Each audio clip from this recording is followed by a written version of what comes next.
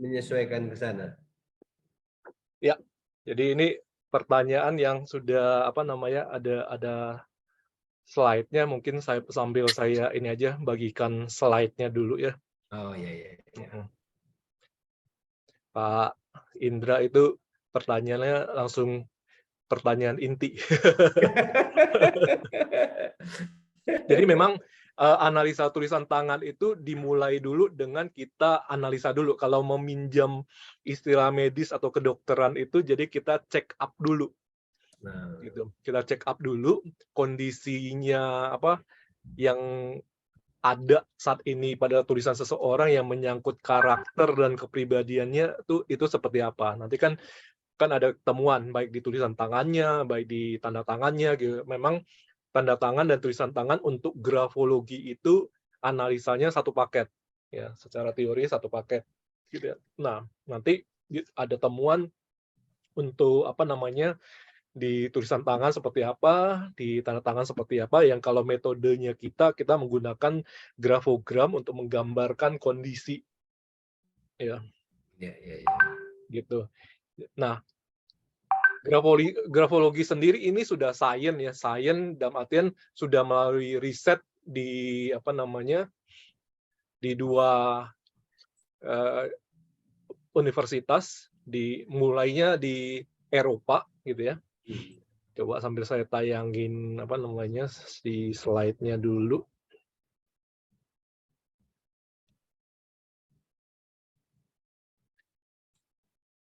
Kita langsung ke ini dulu, ke loncat ke teori sambil menunggu yang lain-lain. Sebentar.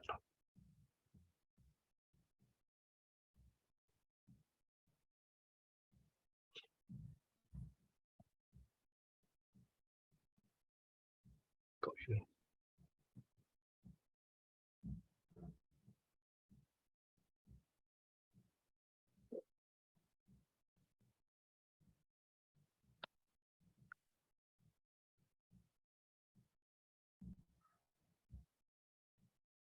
Ini dulu. Jadi kalau dulu mungkin masih ada yang bertanya-tanya apakah ini mistik pseudoscience. Jadi ini dia sendiri sudah sudah sains dalam artian sudah memang ada risetnya. Jadi jauh-jauh hari secara awal penelitian risetnya sudah mungkin 1622, jadi sekitar udah 400-an tahun yang lalu. Jauh sebelum zaman sains pun sudah tua juga, dari zamannya Socrates 3 sebelum Masehi pun sudah dikenal analisa tulisan tangan gitu ya. Jadi sampai 1895 pun sudah banyak jurnal ilmiah lah gitu ya. Terakhir yang diteliti itu di Harvard gitu ya. Sepanjang 20 tahun, jadi 1910 sampai 1920 gitu ya. Kenapa Harvard melakukan riset, padahal sebelumnya itu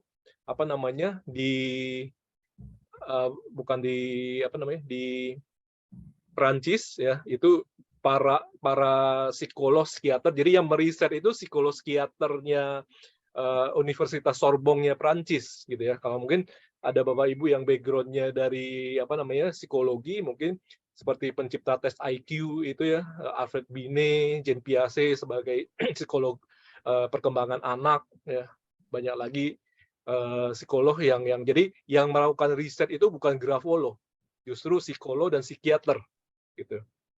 Dan mereka yang ternama. Jadi kalau yang background-nya psikologi, yang belajar tentang psikologi, misal Binet, Piaget, mereka justru yang juga belajar dan menguji gitu ya.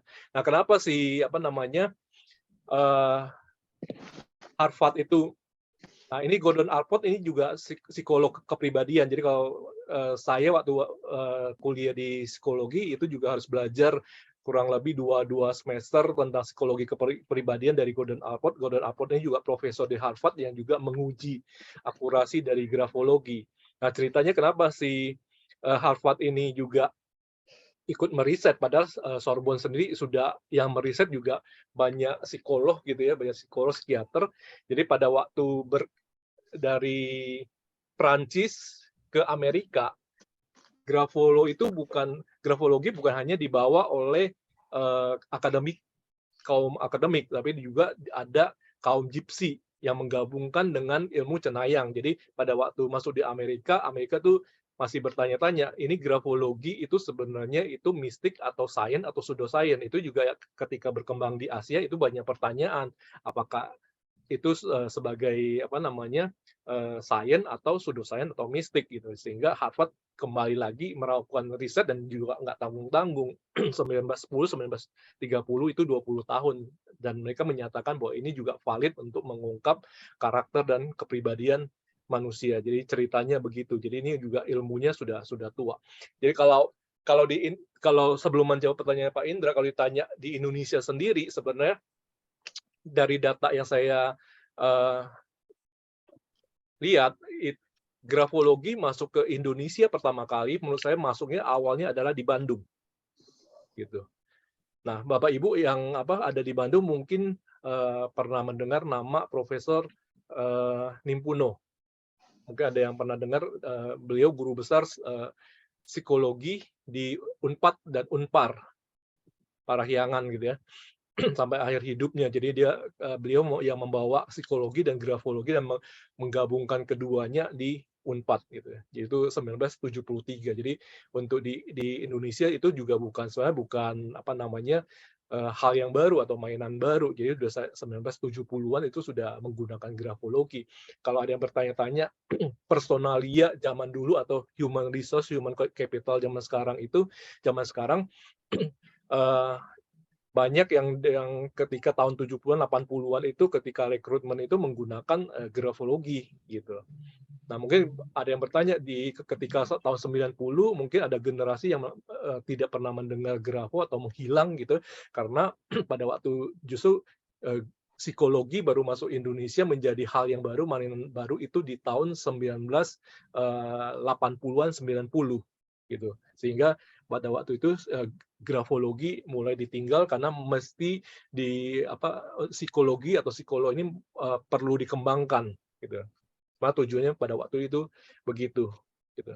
Nah, kaitannya dengan pertanyaannya Pak Indra tadi gitu ya. Nah.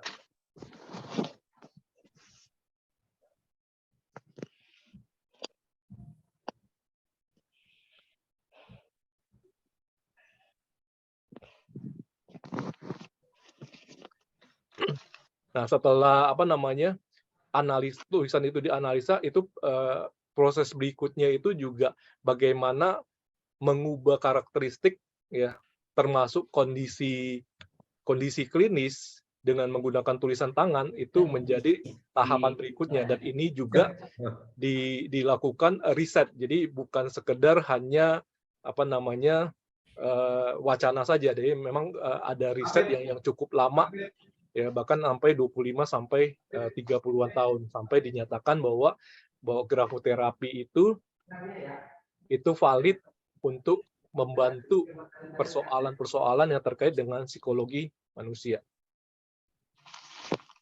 Gitu. Jadi ketika kadang-kadang kalau tanpa mempelajari grafonya secara lengkap ya dari fondasi yang sebenarnya, orang hanya membaca misalnya grafoterapeutik atau your handwriting can change your life atau change your handwriting change your life, seolah-olah ini mistik atau apa. Padahal ada proses bagaimana untuk mengubah sesuatu di dalam sistem saraf manusia atau neuroscience ya, neurosistem manusia lewat tulisan tangan, dan itu akan mengubah kepribadian gitu. Jadi bahwa pertanyaannya Pak Indra memang secara riset dan secara praktek saya sendiri mendampingi penggunaan saya untuk grafo untuk kepentingan rekrutmen dan human resource itu sekitar 30 tahun. Kalau untuk mendampingi klien yang untuk pengembangan diri terutama terkait dengan keuangan dan bisnis atau karir itu sudah mungkin hampir 20 tahun, memang dimungkinkan perubahan tulisan tangan dan perubahan tanda tangan gitu. Begitu jawaban panjangnya Pak Indra. Ya. Terima kasih. Ya.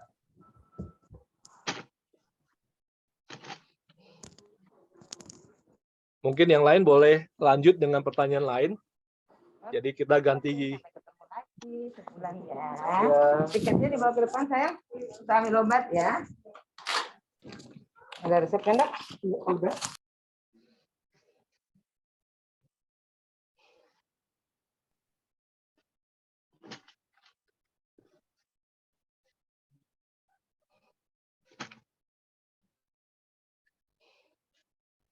Sambil menunggu pertanyaan, mungkin saya coba berbagi tentang saya kalau mau kita benar-benar share slide-nya bisa cukup panjang sih. Jadi perjalanan saya menggunakan grafo itu juga sudah cukup panjang dari sejak 91 lah.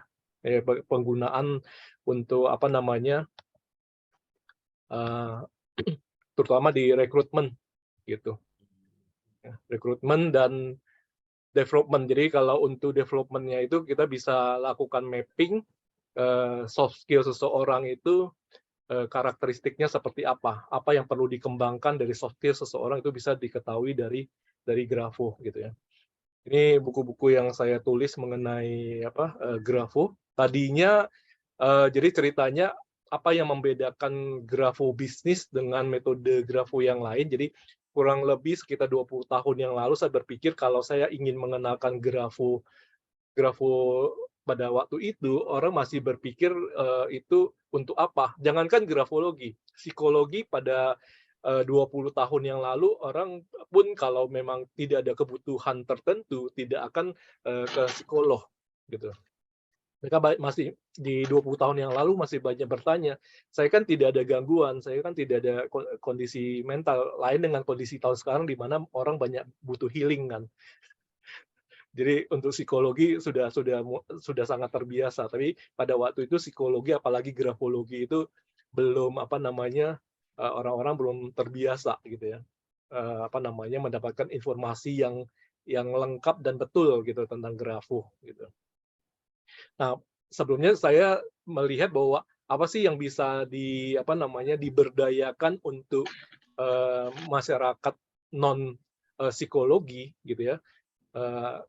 Khususnya dari kelebihan grafo. Nah, ada nggak manfaat tertentu yang bisa dikhususkan? Nah, ternyata ada ciri-ciri tertentu yang menyangkut keuangan yang bisa diambil dari grafo.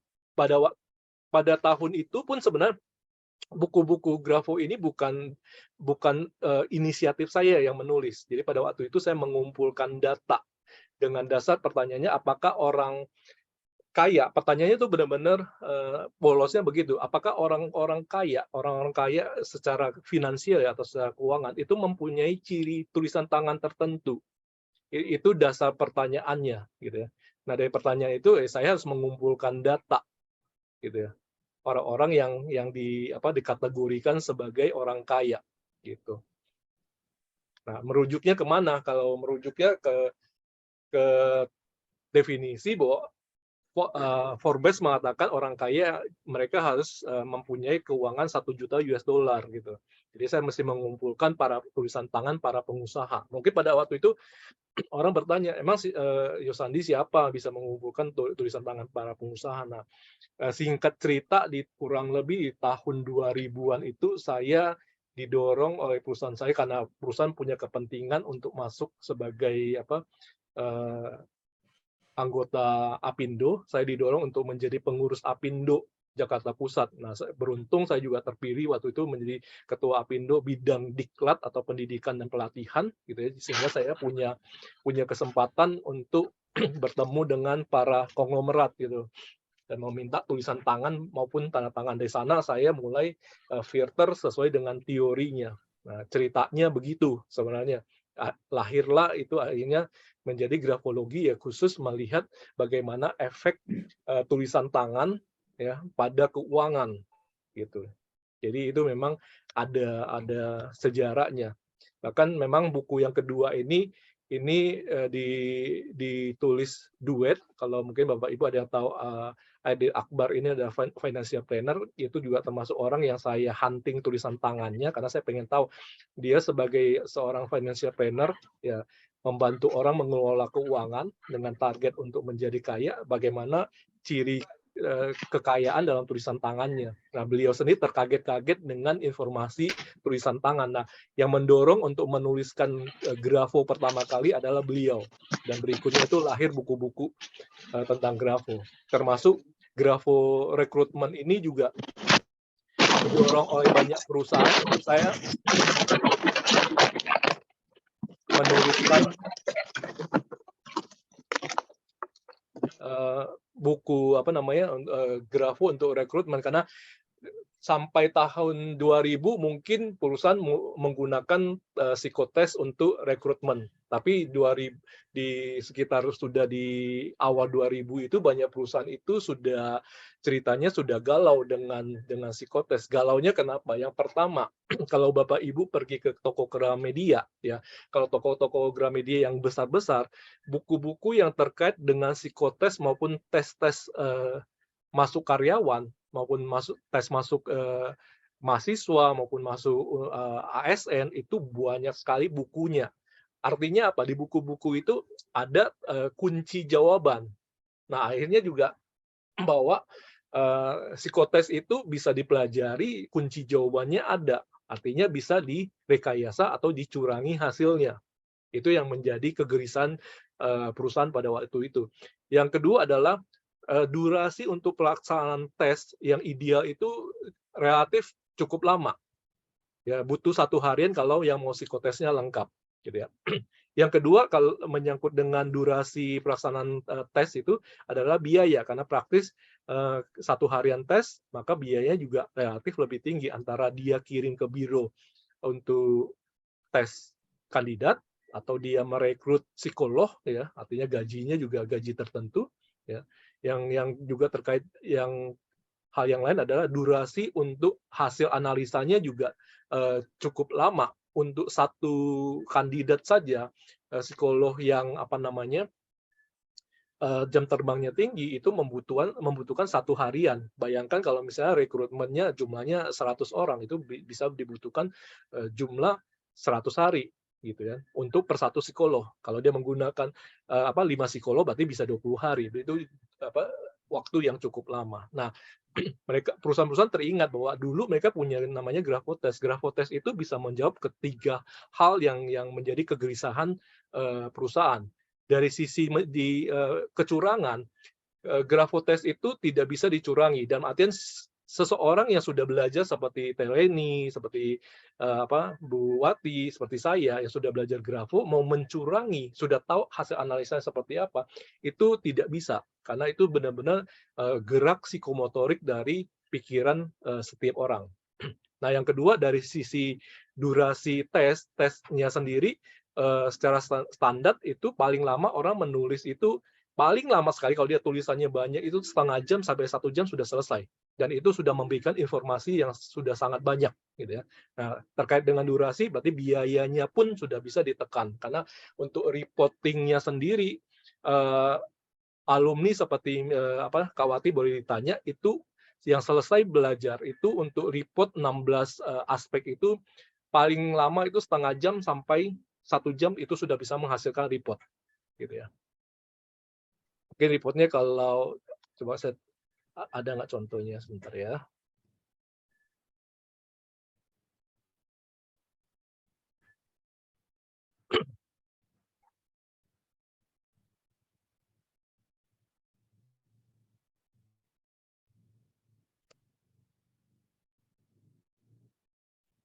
Reportnya kelihatannya coba sebentar. Yang pernah saya bagikan ke mungkin sempat dibagikan ini nggak Pak Indra enggak. Jadi kalau yang metodenya grafobisnis itu kurang lebih ada 16 aspek utama ya yang bisa digali. Jadi ini kalau untuk alumni baru ini untuk membuat report seperti ini 1/2 jam gitu. Kalau kelas offline tuh mereka ujian itu membuat report seperti ini 1/2 jam selesai gitu. Sementara kalau untuk menggali ini dari psikotes, buat saya nggak tahu, saya tidak mau mengatakan psikolog yang lain ya. Kalau saya sebagai psikolog untuk menggali ini memang dibutuhkan 1 harian ya untuk satu kandidat gitu. Sementara kalau dengan tulisan tangan kita bisa menggali 16 aspek utama. Di luar ini pun kita masih nanti mempelajari ciri-ciri yang apa namanya, kalau ini kan ciri-ciri universal ya, masih ada ciri-ciri yang khusus, itu pun masih banyak puluhan ciri lagi yang tidak ditampilkan di sini. Jadi nanti ada kotak yang namanya deskripsi umum, jadi sesuai dengan ciri uniknya masing-masing, misalnya adakah kecemasan, terus misalnya apakah yang bersangkutan itu cocoknya di bidang apa namanya sosial, teknik atau gabungan kedua-duanya, ataukah ada ciri misalnya ciri kekerasan dan lain-lain gitu. Jadi masih banyak lagi di luar 16 ini ciri khusus masih ada puluhan lagi. Sampai di sini ada komentar dulu nggak? Biar nggak banyak apa cerita dari saya. Monggo yang lain kalau ada pertanyaan atau ada kehidupan.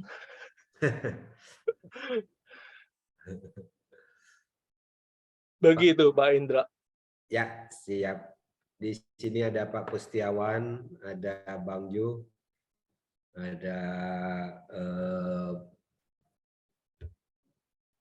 Mbak Andi ya, Pustiawati, ada Bu MM Fitri Hartanti, ada Via Rizky, ada Mbak Reni. Sok, monggo yang lain. Teleni angkat tangan, monggo Teleni mau kalau ada komentar atau pertanyaan silakan. Jadi Coach Yosandi sudah ada kecenderungan niat untuk mengumpulkan sampel tulisan tangan tanda petik orang-orang kaya. Ya. Ternyata ya kalau dikatakan semesta membuka jalan ya, Tuhan membuka kesempatan itu dengan tadi tergabung atau bahkan apa jadi ketua ya Coach ya? Iya. Jadi apa pengurus Apindo sebagai ketua Diklat, ketua bidang pendidikan dan pelatihan. Oh iya betul. Jadi peluang itu ada ya dan Iya betul. Ada kemudahan. Ini lagi saya saya simpan-simpan di pemikiran. Jadi apa yang kita niatkan kuat, yang kita inginkan, rupanya kalau disebut mestakung mah ya, semesta mendukung. Kalau saya bilang Allah membukakan jalan kalau niat kita baik dan ingin bermanfaat bagi sebanyak-banyaknya orang. Jadi dari situ tanda petik perburuan Coach Yosandi dimulai begitu Iya barangkali. betul. Karena kan kalau pertanyaan tanpa disertai data dan eviden itu kan berarti kan hanya teori saja kan. Maka dari itu Coach Yosandi kecenderungannya fokus atau mengerucut di Grafo for Business atau Grafo untuk tanda petik juga yang mau jadi kaya gitu ya Coach ya. Iya betul. Jadi salah satu yang bisa optimalkan adalah dari sisi keuangan, karena kalau kita hanya fokuskan pada psikologi saja, kepribadian saja, masih banyak orang yang nggak aware hari ini. Padahal kan kondisi kesehatan mental itu sudah cukup memprihatinkan sebenarnya. Baik Coach, terima kasih. Saya mau menyimak lagi. Silahkan dilanjutkan. Ya, jadi dari pengumpulan data itu ya dibuatkan metode gitu. Metode yang akhirnya juga diberikan ke alumni maupun ke klien-klien gitu. Sebentar. Dan bahkan metode saya mungkin di Indonesia itu yang satu-satunya metode yang yang terdaftar di HAKI itu cuma metodenya grafobisnis gitu. Karena ini metodenya kenapa didaftarkan, karena memang metodenya ini tidak ada atau unik dibandingkan dengan ciri yang lain. Dan bahkan memang sebenarnya ini tadinya tidak mau didaftarkan, cuman akhirnya banyak yang membajak ya, biasalah gitu ya, banyak membajak. Akhirnya ini didaftarkan, walaupun saya sendiri juga tidak ada waktu untuk mengejar orang-orang yang juga membajak metode grafobisnis gitu. Jadi ini terdaftar di HAKI, dan perjalanan untuk grafobisnis ya salah satunya itu untuk penjualan ya, ini juga memang sudah kurang lebih ya 20 tahun lah ya, keliling Indonesia dari barat sampai timur mengenalkan grafo gitu ya. Termasuk juga di Bandung juga cukup sering. Di Bandung itu sebelum pandemi itu juga hampir setiap bulan itu sudah pasti ada kelas di Bandung. Ini termasuk yang di Bandung 2012 itu di UPI Bandung. Dan menjadi narasumber di media juga tertarik juga cukup lama.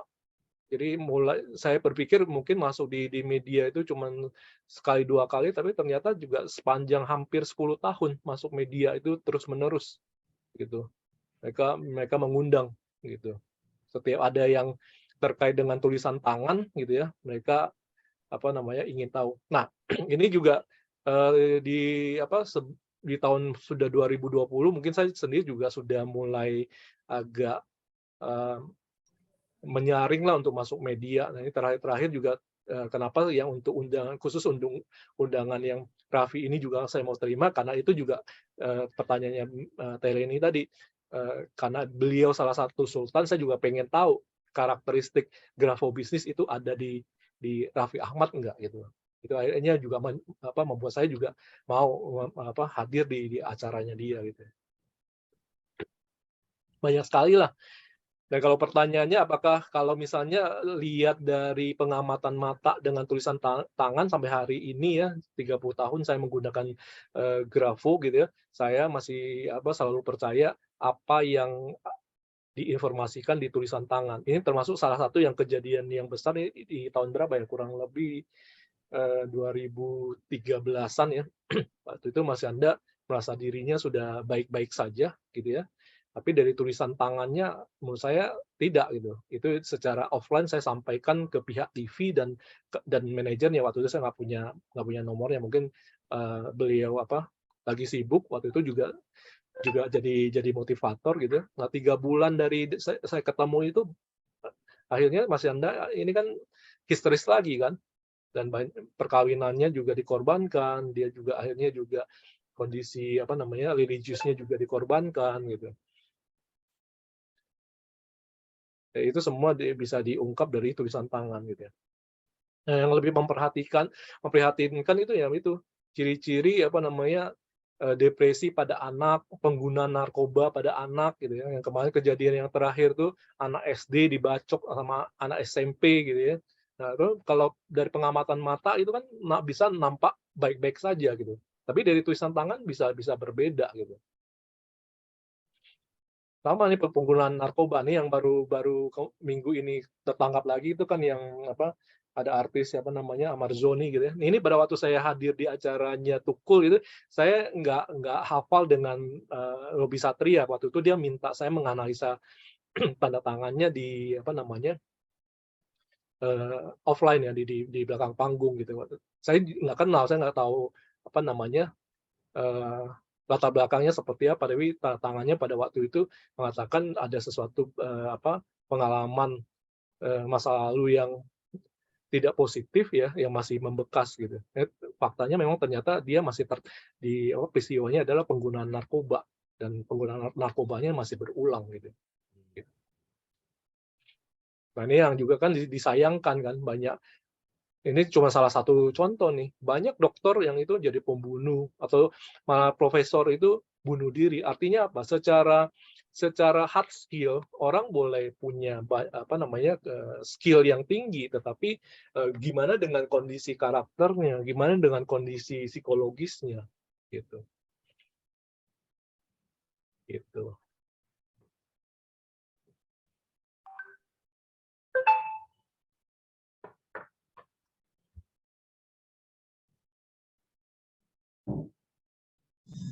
Pak Yosandi, saya mau share sedikit boleh ya?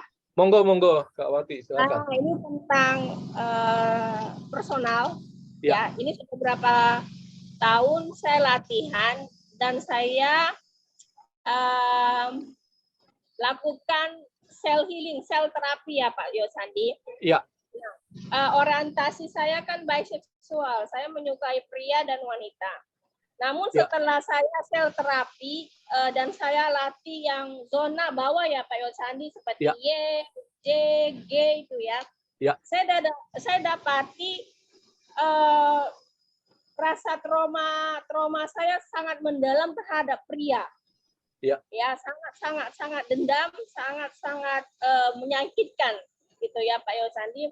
Dan juga waktu saya kecil, saya dipiara oleh seorang wanita yang berpenampilan layaknya pria. Jadi saya punya berimajinasi jika suatu saat di masa dewasa saya mau mempunyai hubungan dengan seorang wanita. Ternyata setelah saya terapi, saya kok condong lebih pria lah. Saya merasa saya bukan biseksual. Oke lah mungkin biseksual, tapi saya condongnya ke pria gitu loh. Itu bagaimana Pak Yosandi? Kok bisa seperti itu gitu? Unik sekali dengan zona bawah ini gitu loh. Itu yang selalu saya ingin tanya dengan Pak Yosandi. Ada apa dengan zona bawah kok begitu signifikan itu masa lalu ketika kita zona bawah kita itu harmonis, itu berubah semua mekanisme kita di masa lalu seperti itu Pak Yosandi. Terima kasih. Ya. Pertanyaan yang menarik Kak Wati. Ini jawabannya bisa pro kontra Kak Wati. Jadi gini, ada dua pendekatan orang melihat komunitas LGBT gitu ya. Ada perspektif agama dan perspektif psikologis gitu ya. Nah, kalau perspektif agama, saya rasa Bapak Ibu semua sudah tahu lah gitu ya, sudut pandangnya seperti apa, dan saya tidak mau masuk ke sana. Kalaupun saya mau menjawab dari sisi psikologi pun, itu kan juga mungkin kalau Bapak Ibu ada menjawab dari background psikologi pun, itu akan menjadi bisa menjadi kontra ya, karena banyak yang lebih pro pendekatan religius atau agama gitu kan. Nah, ini jadi lebih baik dijawabnya secara personal, dan tiap pembentukan LGBT itu beda-beda gitu. Karena gini, kalau mau lihat dari kontra, psikologi sendiri menganggap bahwa LGBT itu bukan penyimpangan, sementara agama melihat itu sebagai penyimpangan. Ini kan akan menjadi pro kontra gitu kan.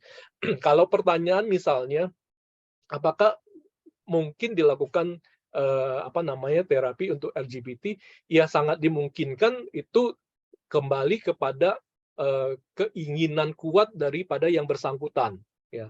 Jadi kalau kita harus spesifik merujuk kepada informasi dari Grafo pada zona bawah, memang kalau zona bawah itu kan memberikan informasi salah satunya tentang kebutuhan biologis. Tetapi kalau kita harus menjawab tentang LGBT, itu tidak bisa hanya skup mikro itu saja gitu, karena pembentukan LGBT bukan seksual, bukan satu-satunya pembentuk seseorang menjadi LGBT.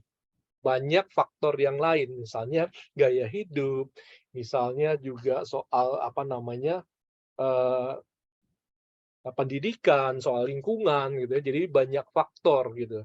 Nah, keinginan yang kuat itu perlu dijawab oleh seseorang. Pilihannya sendiri itu pendekatannya yang mana. Sebagai psikolog maupun grafolog, saya tidak bisa mendorong salah satu pendekatan dan tidak bisa membenarkan mana pendekatan yang betul.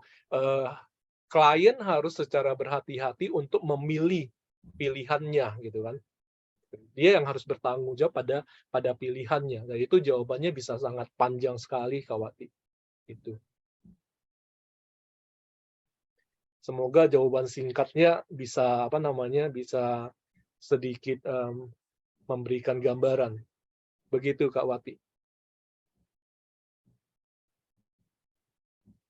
Oke sih, bisa diterima lah Pak Yosandi. Mungkin ini terlalu personal ya. Cuma saya mau share saja kok bisa gitu loh. Saya juga kurang mengetahui kok saya begini gitu loh, tapi kok bisa kembali lagi menyukai pria, dan itu persentasenya Pak Yosandi, kalau misal itu selama 2 tahun saya tidak mengenal pria sama sekali, dan sekarang saya ini begini, cuma saya tidak mau ke situ. saya tetap mau, oh ya saya tertariknya sama pria gitu loh. Seperti itu Pak Yosandi. Ya Iya. menarik sih, tak apa-apa lah. Jadi ya bisa sih, karena pro kontra ya Pak Yosandi. Terima kasih. Iya, ya kalau dari sisi sisi agama kan idealnya menganggap bahwa pilihan dengan pasangan yang berlawanan jenis itu sudah pilihan yang ideal ya, dan kita kan saya juga ikut senang kalau Kawati juga akhirnya bisa kembali kepada pilihannya untuk menyukai lawan jenis. Tetapi jawabannya kalau dari Grafo itu sebenarnya tidak semata hanya pada zona bawah. Kalau zona bawah memang hanya memberikan informasi tentang kebutuhan atau dorongan biologis saja, tapi ada faktor yang lain juga gitu kan. Gitu. Itu Kak Wati. Saya Baik, baca thank you. di chat ada pertanyaan ini dari Bu Fitri ya. Mau tanya Coach, jadi bisa dibaca ya tulisan tangan kita garisnya bakal kekaya atau biasa saja? Ya, jawabannya begini ya. Saya kembali ke ini dulu, ke grafogram ya. Sebentar.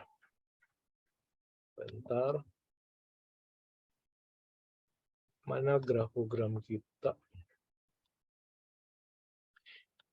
Jadi dia sifatnya bukan seperti membaca nasib ya, Bapak Ibu ya. Jadi tadi kan kita garisnya bakal kekaya atau biasa saja. Nah ini seolah-olah bahwa grafo ini semacam membaca nasib.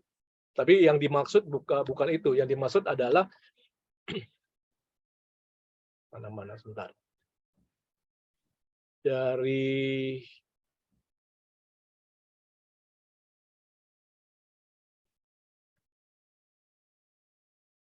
16 aspek ini ya, ini pasti masing-masing itu mempengaruhi kondisi keuangan seseorang ya, tapi memang banyak yang kaitannya tidak langsung. Ada kaitan, kalau ciri yang kaitannya secara langsung itu adalah yang nomor 14, walaupun ini diwakilkan dengan kata dorongan berprestasi. Nah, ciri dorongan berprestasi ini juga salah satu untuk melihat bagaimana mindset si penulis pada keuangannya. Nah, ini yang akan menentukan. Kalau misalnya katakanlah, kalau ini kebetulan dia mendapatkan skor kuning ya. Kalau dia kuning ya berarti sedang-sedang saja. Dalam artiannya berarti keuangannya akan sedang-sedang saja. Tapi kalau misalnya contohnya ternyata hasilnya merah gitu ya, di 1 atau 2, ya berarti kan dorongan dia untuk mencapai keuangannya itu minim. Dalam artian secara kekayaan ya akan jauh. Tetapi sebelum kaitan yang langsung, kaitan yang lain-lain juga kaitannya tidak langsung. Misalnya kondisi kesehatan gitu ya. Kalau seorang mempunyai kondisi kesehatan yang baik, katakan sebenarnya kalau contoh ini kesehatannya baik, ya dia mempunyai kondisi untuk mencapai keuangan atau kekayaan yang baik. Kalau sebaiknya kalau merah ya dia bagaimana akan beraktivitas untuk mencapai keuangannya. Demikian yang lain-lain juga banyak yang berkaitan tidak langsung gitu ya. Nah, kembali kepada misalnya yang terkait dengan gambaran keuangan seseorang ya, yang diwakilkan dengan kata dorongan berprestasi maupun yang sebenarnya yang lain-lain. Sebenarnya mau ini merah atau ini hijau, itu kembali ke tadi pertanyaannya Pak Indra. Setelah merah itu mau diapakan? Kalaupun kondisi saat ini misalnya mindset keuangannya merah, dia sudah tahu apa yang mau dia lakukan, dia biarkan ya, atau dia melakukan sesuatu koreksi untuk mendapatkan keuangan yang lebih baik atau ke arah kaya. Itu yang dimaksud ya. Jadi bukan sesuatu yang sifatnya statis gitu. Kecuali kalau misalnya hasilnya merah ya, hasilnya kurang, dia biarkan gitu. Sebaliknya juga gitu, kalau hasilnya hijau gitu ya, dia punya IQ yang baik, dia punya EQ yang baik, dia biarkan, dia tidak berdayakan ke aktivitas untuk mendapatkan keuangan, ya akhirnya juga kan jadi sia-sia gitu. Gitu. Yang pertanyaan ke arah kaya itu sebabnya grafobisnis itu melihat ciri-ciri terutama ya. Jadi kalau yang terkait dengan psikologis dan kepribadian itu sudah pasti. Nah, ciri khususnya yang terkait langsung dengan mindset keuangan, bagaimana dia melakukan action untuk keuangan, itu akan juga dilihat secara khusus. oleh grafobisnis gitu. Kita lanjut di pertanyaannya Teleni dulu sebelum ada tanggapan dari Bu Fitri. UPI-nya di mana diadakan oleh apa? Nah, itu udah cukup lama, beberapa tahun, mungkin ada 8-10 tahun yang lalu, saya nggak hafal. Tapi UPI yang di mana saya ingatnya posisinya ke arah Lembang itu. Lembang, jadi naik ke atas itu universitinya ada di apa namanya di sebelah kiri. Kalau dari arah Bandung ke atas gitu. Demikian mungkin ada, silakan kalau ada komentar dulu. Atau ada kehidupan. Nah, itu yang apa namanya mau di-sharingkan kalau misalnya Bapak Ibu ingin ikut pelatihan secara lengkap, bagaimana sih? Jadi bukan hanya melihat kepribadian dan psikologi saja, tapi bagaimana dampaknya gitu kan kepada apa? Kalau yang berkarir, karirnya seperti apa gitu ya? Kalau keuangannya seperti apa? Termasuk yang di zaman sekarang alumni itu sebagian mungkin untuk kebutuhan apa personal seperti Bu Wati tadi, ya sebagian juga mungkin untuk yang terkait dengan siswa dan pendidikan anak gitu ya. Banyak guru-guru apa bimbingan konseling yang kaitannya dengan apa karakter siswa gitu. Apalagi kita lihat perkembangan berita-berita yang belakangan ini kan juga makin apa memprihatinkan gitu kan. Kejahatan-kejahatan itu sudah dilakukan sampai di umur SD gitu. Tawuran, bunuh-bunuhan itu sudah dilakukan anak SD gitu. Tampak mata sebagai apa sebagai orang tua mungkin ngelihatnya anak di rumah baik-baik saja, tapi di rumah baik-baik saja itu apakah aslinya juga memang baik-baik saja. Begitu Bapak Ibu.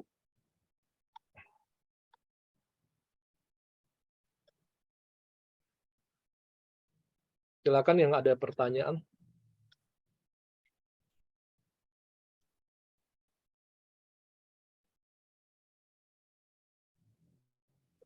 Bu Fia itu sepertinya banyak pertanyaan itu, Coach.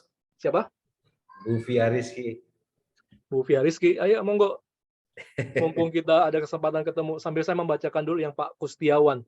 Terima kasih Pak Ayos, terima kasih Pak Kustiawan. Salam kenal. Saya mau tanya kalau pemeriksaan atau deteksi untuk grafo pada usia berapa idealnya? Ini juga pertanyaan menarik dan pertanyaan favorit gitu ya. Saya pernah diundang pada waktu itu untuk menganalisa anak vokalis band Tenar. Kalau tanya nama saya suka nggak hafal gitu ya.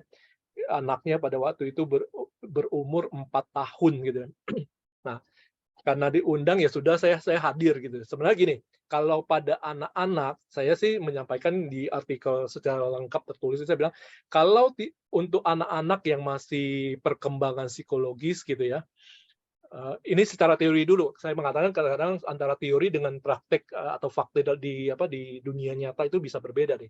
Kalau teori perkembangan psikologinya sendiri kalau masih misalnya sekitar 5 tahun, 4-5 tahun gitu, pengamatan masih baik-baik saja, tidak ada kondisi khusus sih sebenarnya belum perlu sih sebenarnya gitu ya. Kecuali kalau misalnya anak itu ada kebutuhan khusus, autism gitu ya, diseleksia gitu kan atau ADHD.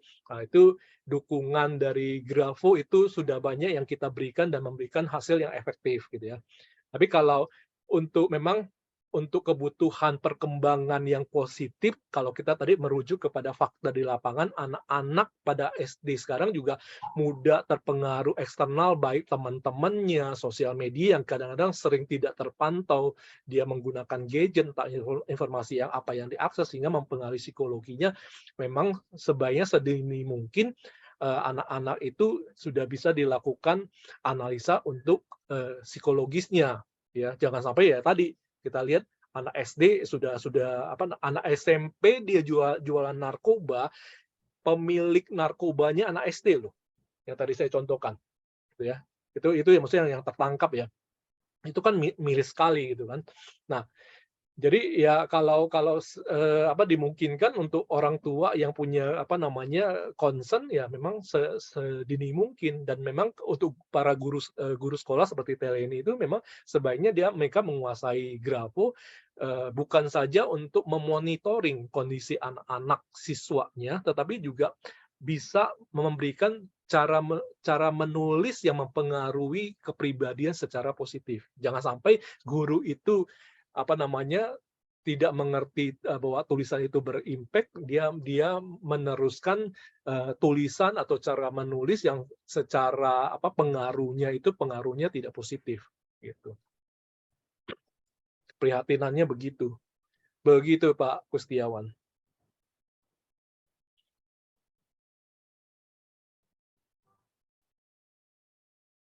Dan memang sangat baik sekali kalau pada anak-anak kalau sedini mungkin sudah dimonitoring dengan maksudnya kondisi zaman milenial seperti sekarang itu juga banyak hal yang mesti diawasi lah gitu, sebagai orang tua. Beda dengan 20 tahun yang lalu gitu ya. Saya mengatakan 20 tahun yang lalu karena ketika 15 tahun yang lalu saya juga tidak menduga ketika itu saya ke daerah. Menurut saya gini, saya bukan membedakan antara daerah dengan kota besar. Saya cuma berasumsi 15 tahun yang lalu ketika saya memberikan pelatihan Grafo di kota kecil ya. Saya berasumsi untuk tulisan anak-anak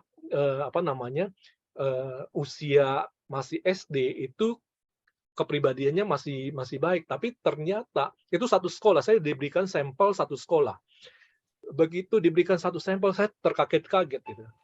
Itu sebabnya ketika saya di tahun itu ada kejadian anak SD bunuh diri di Jakarta. Mungkin kalau Bapak Ibu ada yang dengar sudah 15 tahun yang lalu, anak SD loh itu bunuh diri terjun di Kali Sunter gitu. Nah, itu kan sesuatu yang tidak terpikirkan. Banyak ketika di pelatihan orang tua bertanya, emang anak kecil apa sih yang menjadi beban pikiran mereka? Ya mereka apalagi di zaman sekarang gitu ya, entah sekolahnya, entah pertemanannya gitu ya, belum pengaruh dari sosial media gitu. Dan kalau pertanyaan Pak Kustiawan dilanjutkan, apakah analisa tulisan tangan itu bisa dilakukan pada anak umur berapa? Jadi bisa dilakukan pada umur berapapun ketika anak sudah mulai bisa belajar menulis huruf sekalipun gitu. Begitu Pak Kustiawan dan Bapak Ibu semua.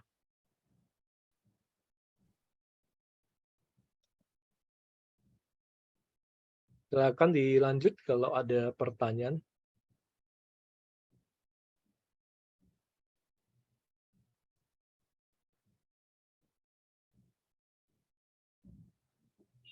Bang Jo, nggak ada pertanyaan?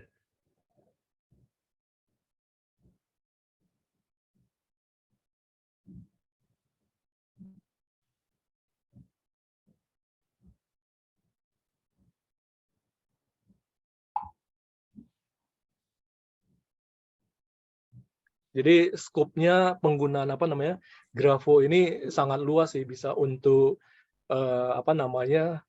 monitoring kepribadian anak gitu ya, siswa, bimbingan konseling untuk siswa gitu kan, untuk rekrutmen gitu kan.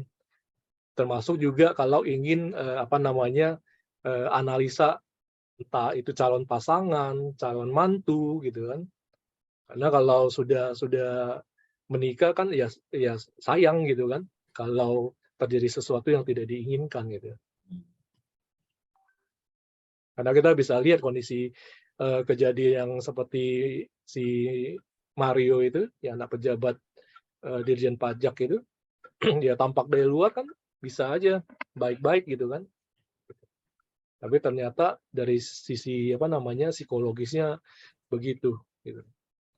Dan bahkan kita dimungkinkan untuk untuk mengetahui seseorang itu penjahat atau tidak. Penjahatnya itu bahkan psikopat yang bisa memutilasi seseorang itu juga sangat dimungkinkan Ini kejadian pada waktu di Malang, kalau pernah Bapak Ibu ada yang tahu di 2019. Itu malam-malam pas benar-benar pada waktu kejadian, karena ada tulisan tangan dari Malang, saya dikirimkan foto tulisan tangannya gitu. Pada waktu itu terjadi perbedaan informasi antara informasi tulisan tangan dengan forensik di TKP gitu.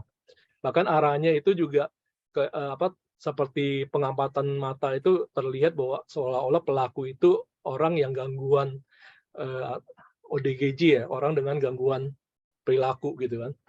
Tapi tulisan tangan menyatakan tidak. 3 hari setelahnya akhirnya terbukti pemeriksaan forensiknya betul orang itu dengan sadar melakukan kejahatan.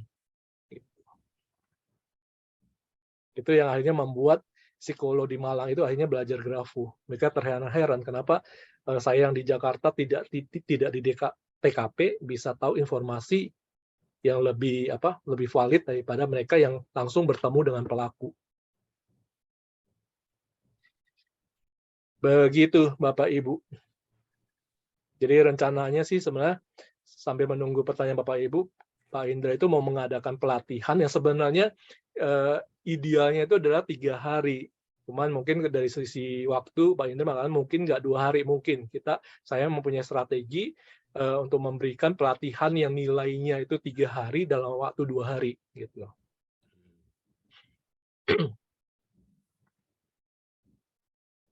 Silakan, ada pertanyaan lain? Monggo. Mumpung kita ketemu walaupun di online, atau mau diwakilkan Pak Indra?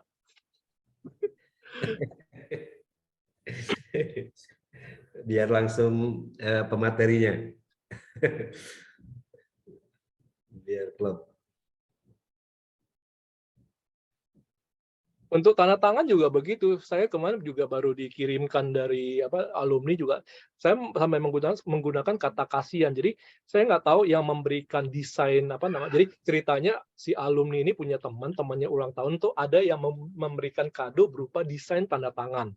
Cuman tidak diketahui yang desainnya ini background-nya grafolo atau tidak. Tetapi hasil desainnya tidak menggambarkan metode grafologi yang menguntungkan si pengguna tulisan gitu. Nah, itu kan nanti jadi kasihan gitu.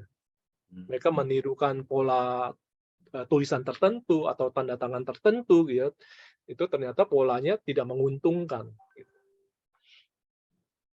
Atau di sini kalau Bapak Ibu ada yang mau dikomentari nggak tanda tangannya, kalau menulis mungkin butuh waktu yang relatif setengah jam ya. Kalau mau dikomentari singkat gitu ya, bikin tanda tangan dan terus nama atau katakanlah Bandung gitu, Bandung tanggal hari ini, tanda tangan di bawah. Kalau mau nama gitu ya, kita komentari gitu. Boleh dikirim ke mana ya, ke Pak Indra, nanti Pak Indra yang kirim ke WA saya aja kali ya, kalau ada yang mau dikomentari. Apa dampak tanda tangan yang Bapak Ibu punya, apakah itu menguntungkan atau tidak, terutama bukan hanya dari sisi psikologis, dari sisi keuangannya gitu. Karena banyak orang yang membuat tanda tangan itu kan tidak diberikan ilmunya kan, jarang yang mendapatkan teori untuk membuat tanda tangan yang baik gitu.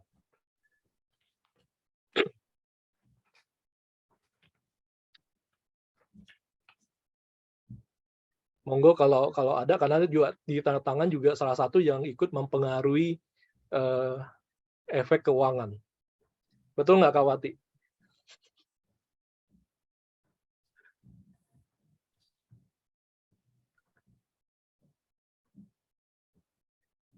Mangga kalau ada, atau ada kehidupan.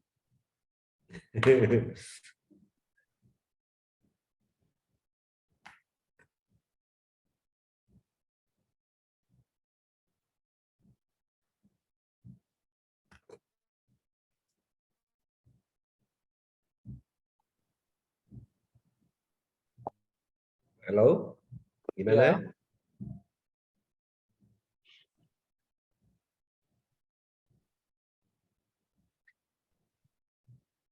mungkin sebagian orang di luar atau Bapak Ibu suatu hari menjadi grafologi juga mungkin ada kekhawatiran begini, wah saya nggak pengen orang tahu kepribadian saya atau apa namanya karakter saya dari tulisan tangan. Tapi kalau itu tidak perlu dikhawatirkan karena sebagai grafolog itu memegang kode etik, informasinya itu adalah informasi yang konfidensial, kecuali kalau tulisan-tulisan yang sudah dipublish secara umum ya. Termasuk kalau misalnya informasi itu diberikan kepada klien tujuannya bukan untuk menghakimi gitu ya.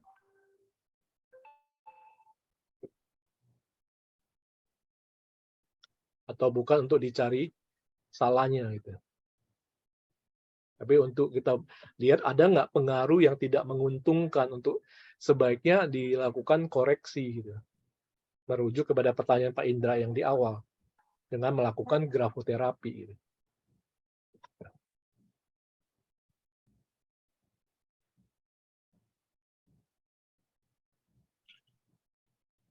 Pak Indra ada kirim. Sawi itu. Nah, kalau di salah satu tanda tangan yang dikirim Pak Indra ini mungkin ada yang bunyi ya. Ada lagi tuh. Ya, yang oh yang ini punya siapa, boleh sebut nama nggak? Karena nggak ada namanya. Yang dikirim yang paling pertama. Kalau yang kedua kan Pak Kustiawan. Yang pertama itu boleh sebut nama nggak? Ini Bang Jo, Bandung. Oh, Bang Jo. Bang Jo. Oh ya, ada Bang Jo di situ ya. Oke. Kalau ini kita sebut apa yang positif dulu ya untuk yang Bang Jo ya. Kalau dari tantangannya ini orang yang apa namanya aktivitas fisiknya itu termasuk tinggi, jadi mobilitas fisiknya termasuk tinggi. Yang kedua itu tekun, yang ketiga itu target keuangannya tinggi. Nah, sayangnya ada ciri yang merugikan secara keuangan adalah keinginan apa namanya keuangan yang tinggi ini nanti harus dicek di tulisan tangannya lagi. Kalau lihat dari sekilas ini pun apa namanya pencapaiannya itu masih belum sesuai harapan, itu yang pertama. Yang kedua itu uang yang sudah masuknya pun bocor, dalam artian juga pengeluarannya lebih besar daripada pencapaiannya gitu. Ditambah informasi lain yang lebih spesifik ini dari sisi istirahatnya Pak Bang Jo ini satu secara fisik dia mobilitasnya tinggi, tetapi dari sisi istirahatnya yang pertama bisa istirahatnya tidak mencukupi, dan yang kedua tekanan darahnya itu tidak ke arah tekanan darah rendah gitu. Boleh dikomentari Bang Jo? Saya sebut nama ya yang sampai saya lanjut dulu yang Pak Kustiawan ya. Pak Kustiawan ini dari sisi apa yang menguntungkannya dulu ya, dari sisi sama dengan Bang Jo tadi, ketekunannya. Terus Pak Kustiawan ini orang yang punya ide banyak ya, punya banyak gagasan ya. Nah, yang merugikan adalah kemantapan untuk jadi Pak Kustiawan punya keinginan untuk menjadi leader tapi masih kurang kemantapan, kurang keyakinan diri gitu. Ditambah ada apa namanya pengaruh dari masa lalu yang masih terbawa. Gitu.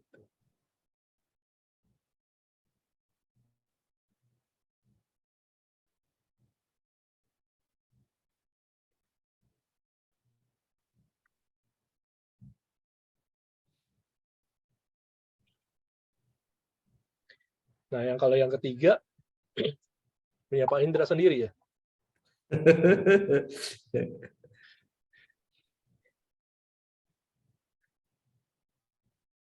Kalau Pak Indra ini orang yang apa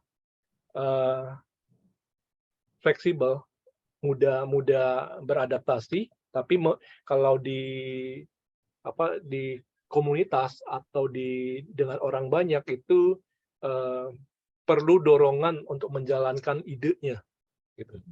Atau kalau misalnya kurang mantap dengan idenya, lebih mudah terbawa dengan ide orang lain.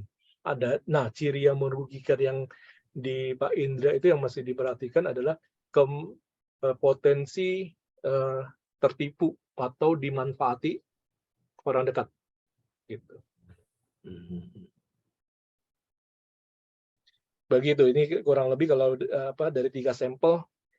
Boleh dikomentari hasilnya.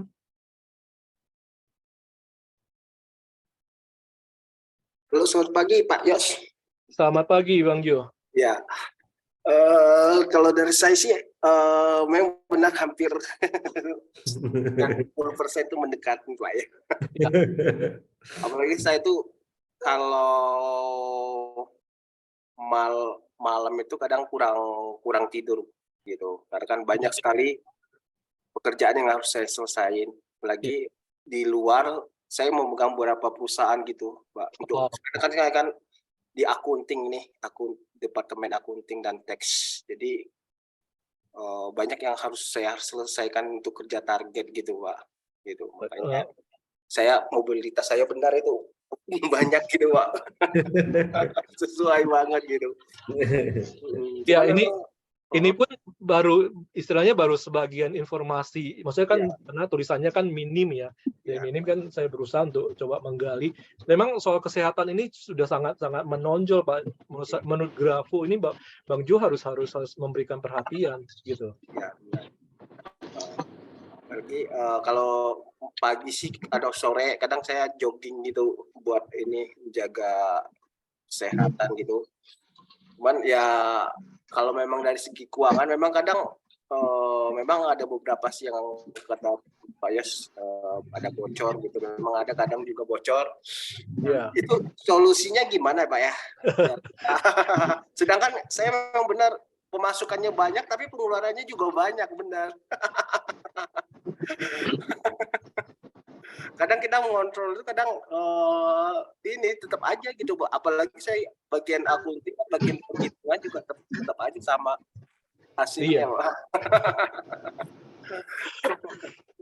Iya, kalau jawaban to the point-nya ya ciri yang merugikan keuangan yang ada di tanda tangannya ini harus dihilangkan, Pak. Gitu. Oh gitu, Pak. Iya.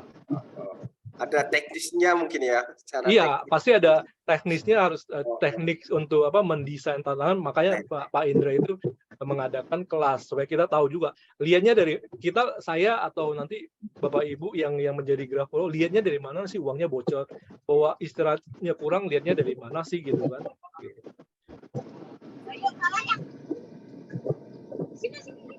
Soal kesehatan juga Bang Jo, ini ada yang ciri mencolok itu juga ada satu kepusingan yang sedang jadi perhatian gitu.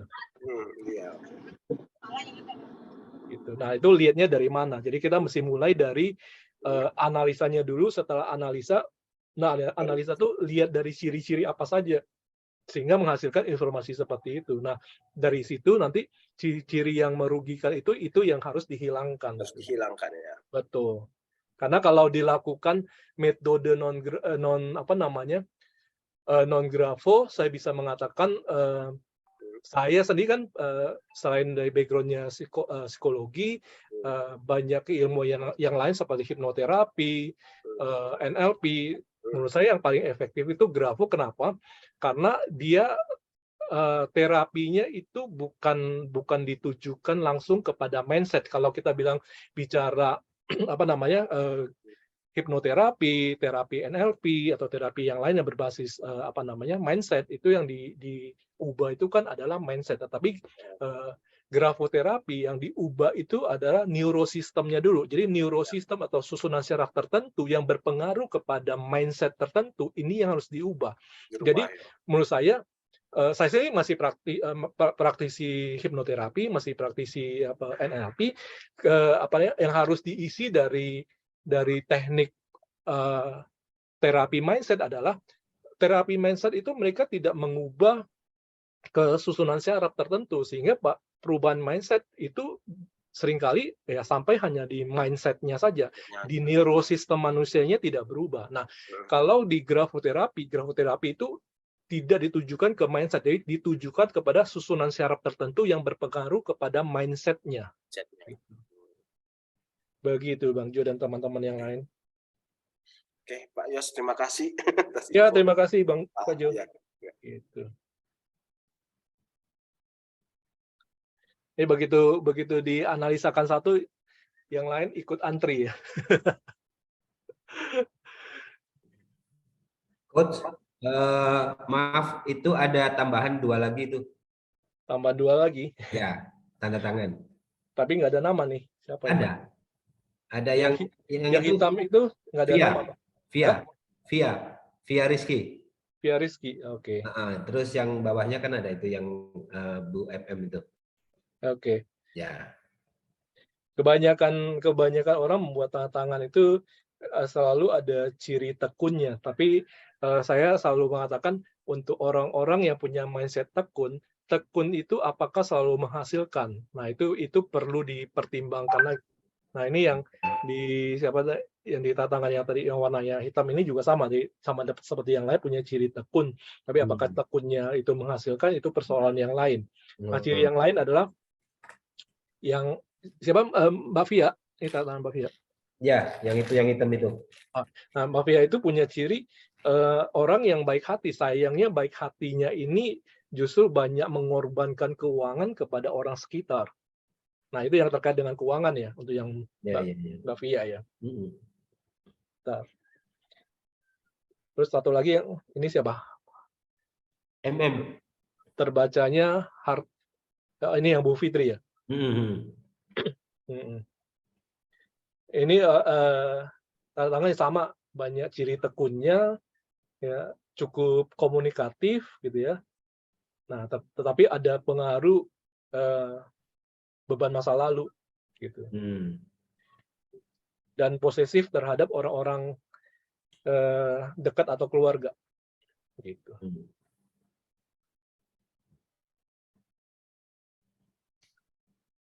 Secara keuangannya tidak nampak gitu.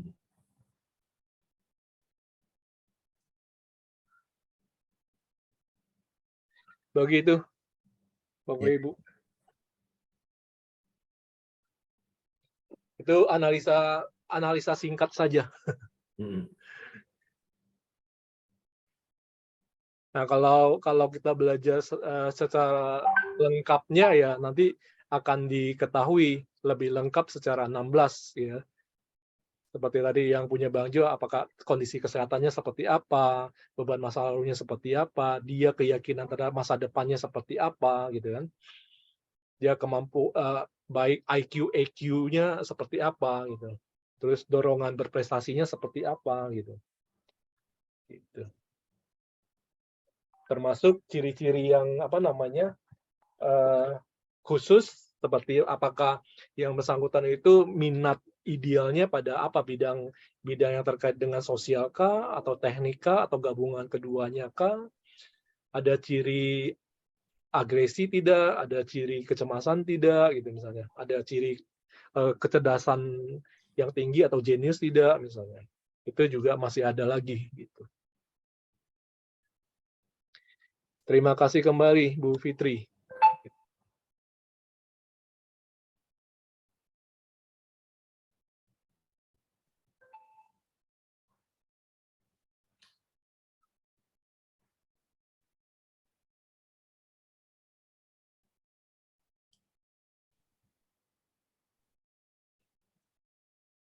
Kurang lebih sih dari gambaran saya sih begitu Bapak Ibu yang perlu digarisbawahi gitu. Terima kasih kembali Pak Kustiawan. Jadi kalau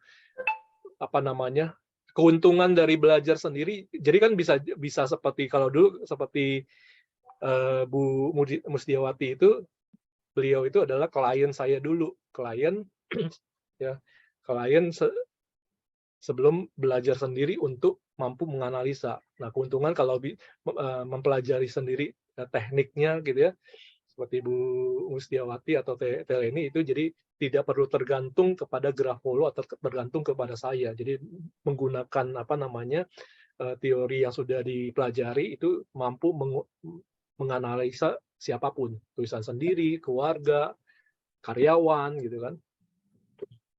Terutama kalau misalnya karyawan, kalau misalnya punya karyawan yang ditempatkan di tempat-tempat yang terkait dengan keuangan gitu ya, baik secara langsung atau tidak. Kalau misalnya yang di perusahaan yang ada gudang atau segala macam atau security, nah security-nya jujur atau tidak, yang jaga di gudang itu jujur atau tidak misalnya. Jadi skopnya luas. Begitu. Monggo kalau ada tanggapan atau pertanyaan silakan.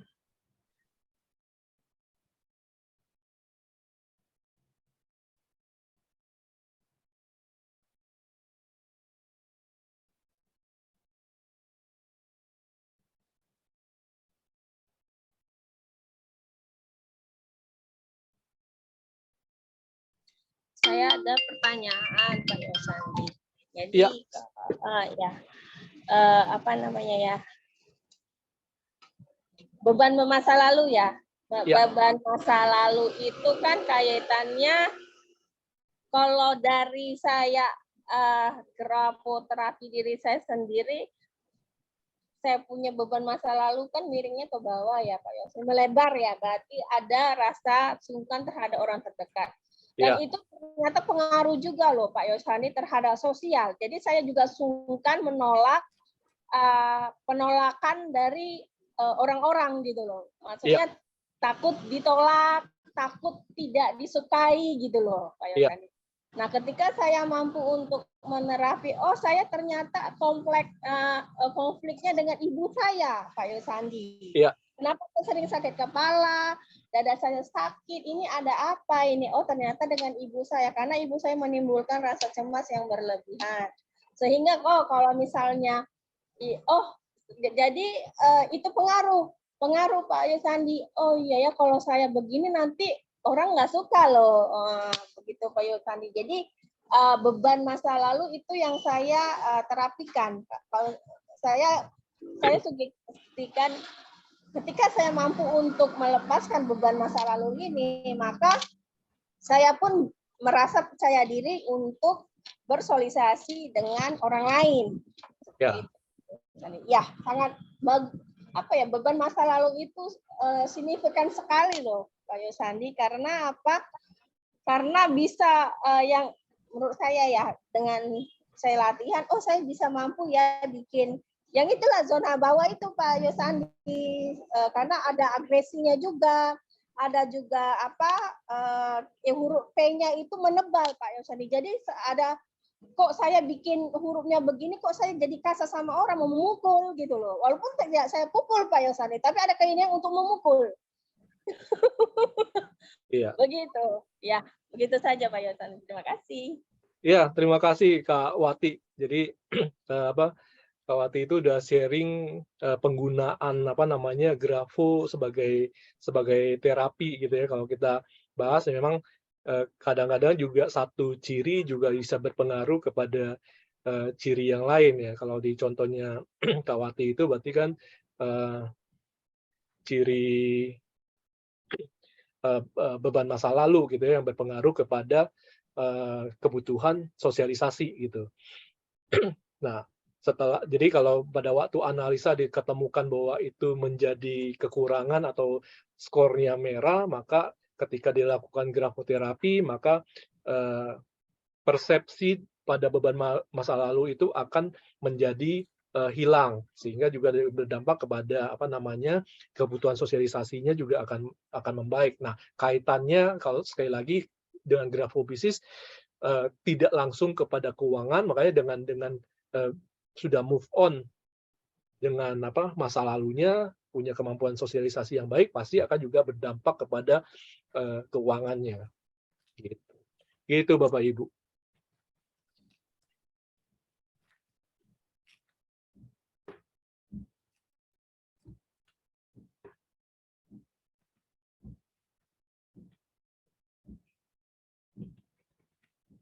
Ada lagi Bapak Ibu? Pak Indra?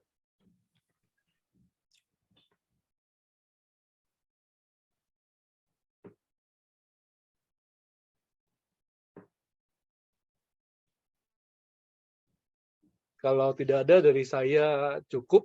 Saya walaupun sebagai hostnya saya kembalikan waktunya kepada Pak Indra. Oke, demikian Bapak Ibu semuanya pengantar tentang grafologi yang rencana mau kita trainingkan nanti di akhir bulan. Jadi Coach Yosandi sudah mengatur waktu. Silakan nanti yang mau join bisa mendaftarkan ke link yang sudah ada. Jadi demikian tadi sudah dipresentasikan tentang pengantar Pak Yes ya. Ya, gambaran sekilas lah tentang Ya, grafo. sekilas tentang grafologi dan semua yang dijelaskan tadi. Oke, demikian. Jika tidak ada pertanyaan lagi, kita tutup dulu ya. Ya. Sampai di sini dulu. Ya, terima kasih Pak Indra, Bapak Ibu yang lain. Terima kasih untuk kebersamaannya hari ini. Oke. Terima kasih Pak Indra. Ya, Bu. Pak Indra, senang berkenalan sama Pak Indra dan juga bapak-bapak yang lain ya, belum sempat disapa. Ya. Terima kasih Pak Yosandi Lipsa. Ya, terima kasih semua. Ya, terima kasih.